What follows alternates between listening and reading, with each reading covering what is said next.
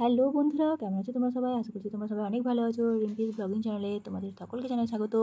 তো আমি আজকে ভাবছিলাম যে আজকে কি রেসিপি করা যায় বা আজকে আমি তোমার সাথে কি শেয়ার করব। তো তারপর আমি দেখলাম আমার বাড়ির কাছে বসে আছে একটা কোকিল, আর এই কোকিলটা কিন্তু আমাকে তখন থেকেই সিটি মেরে যাচ্ছিলো।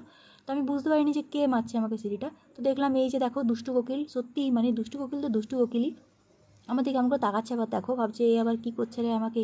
তো যখনই আমি ওর ভিডিওটা করা শুরু করলাম যে তুমি আমাকে সিটি মারছো, তখন কিন্তু ও তাড়াতাড়ি করে বলছে আমি চলে যাবো এরকম টাইপের করছে। তো অনেক কষ্ট করে কিন্তু ওর ভিডিওটা আমি বানিয়েছি, তোমরা আগে হয়তো দেখতে পেলে। এই যে মাথা চুলকাচ্ছে দেখো কীরকম, ভাবছে এই রে আমার এখনই ভিডিও করে পরে আপলোড করে দেবো, আমি সোশ্যাল মিডিয়ায় ভাইরাল হয়ে যাবো। দুষ্টু কোকিল এমনিতেও ভাইরালই হয়ে গেছে, তো এই কোকিলটা এতখানি দুষ্টু যে আর কিছু বলার নেই। তো এবার ও কিন্তু আমাকে দেখে নিয়েছে যে এই যে যাচ্ছে।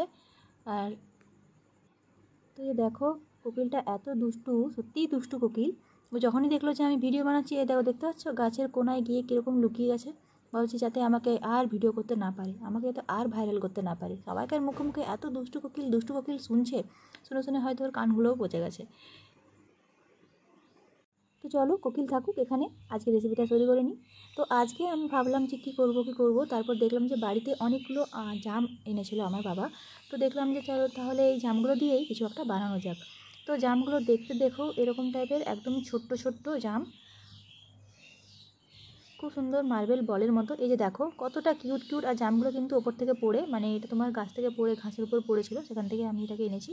কিনে কিন্তু আনিনি, এটা আমি বাজার থেকে পাশে একটা জাম গাছ ছিল, অনেকটা একটু দূরে ছিল ওই জাম গাছটা, সেখান থেকে আমি এগুলো কিন্তু কুড়িয়ে এনেছি। নিচে এগুলো পড়েছিল মাটিতে। কতটা কিউট দেখো একবার জামগুলো, একদমই কালো কুচকুচে মার্বেলের মতো দেখতে, আর একদম ছোট্ট ছোট্ট।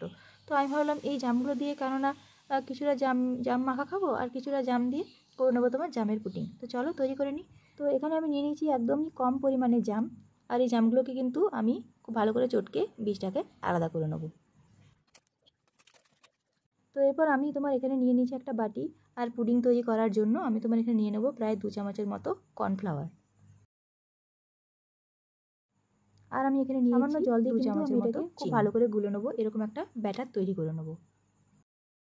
এদিকে জামটাকে কিন্তু আমি মিক্সিতে খুব ভালো করে পেস্ট করে নিয়েছিলাম, আর এরপর এটাকে আমি চিনি দিয়ে কিন্তু সামান্য গরম করে নিয়েছিলাম। তো চলো এবার এই জামটাকে কিন্তু আমি এই মিশ্রণটার সাথে দুটোকে একসাথে খুব ভালো করে মিশিয়ে নেব। তো যে দেখতেই পাচ্ছ খুব সুন্দর করে কিন্তু এটা মেশানো হয়ে গেছে, আর এটা থিকনেসটা কিছুটা এই যে এরকম টাইপের ঘন হয়েছে। তো এবার চলো শুরু করে নিই। তো দেখতেই পাচ্ছ আমি কিন্তু এটা কড়াইয়ে নিয়ে নিয়েছি, এরপর আমি কিন্তু এটাকে খুব ভালো করে ঘন করে নেবো। তো এই দেখো এটা কিন্তু অনেকটাই গাঢ় হয়ে গেছে, এরপর আমি কিন্তু এটাকে একটা বাটিতে বসিয়ে নেব। তো দেখো আমি কিন্তু এটাকে একটা বাটির মধ্যে বসিয়ে নিয়েছি, আর এটাকে আমি ফ্রিজে রেখে দেবো প্রায় 1 ঘন্টার মতো সেট হওয়ার জন্য। ট্রান্সফার করে নিয়েছি। এরপর তো তোমরাও কিন্তু এই একইভাবে বানিয়ে নিতে পারো বাড়িতে খুব সহজে এবং একদমই কম সময়ের মধ্যে জাম দিয়ে তৈরি করা পুডিং।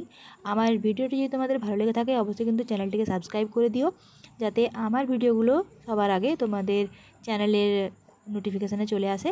আর অবশ্যই কিন্তু কমেন্ট করে জানিও কেমন লেগেছে, লাইক করতে কিন্তু একদম ভুলবে না।